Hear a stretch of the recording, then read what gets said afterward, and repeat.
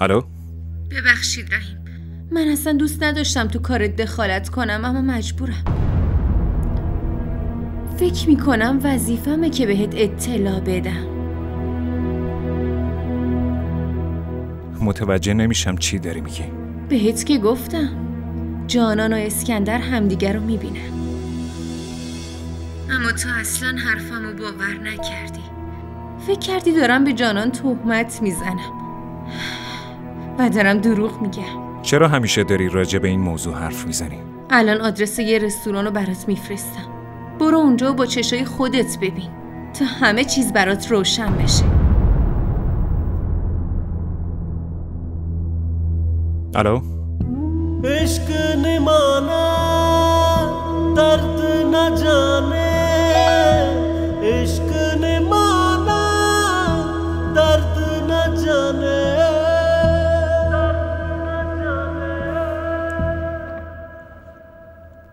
جانان چند تا هدیه برای عایشه آوردم. چرا نیاوردیش؟ این کارو لازم نبود اسکندر، اون خواب بود وگرنه میآوردمش. اشکالی نداره، بعداً میبینمش. خب بگو ببینم رحیم چطوره؟ عوض شده یا هنوز همونه؟ اسکندر اون واقعا آدم خوبیه، خیلی معصوم و خیلی مهربونه. من خیلی خوششانسم که عشق رحیم رو پیدا کردم. در موردش اشتباه فکر کردم.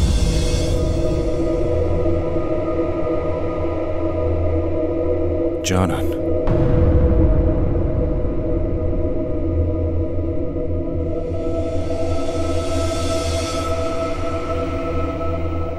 رحیم چطوری؟ چی کار داری میکنی اسکندر؟ چی کار داری میکنی؟ من اصلا نمیتونم دخالتت توی زندگیمو تحمل کنم، فهمیدی؟ چه فکری میکنی؟ که من بی خبرم؟ آره؟ که من یه احمقم که من هیچی رو نمیبینم؟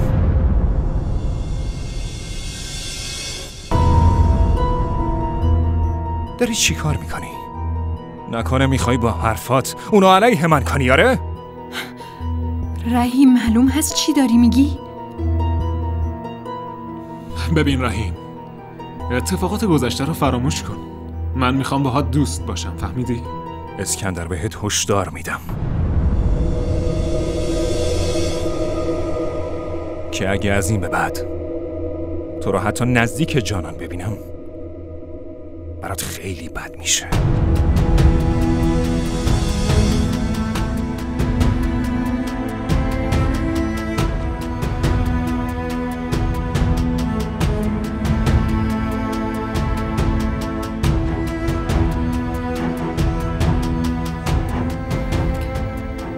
متاسفم اسکندر، نمیدونستم رحیم اینجوری. اشکالی نداره جانم، این اصلا تقصیر تو نیست.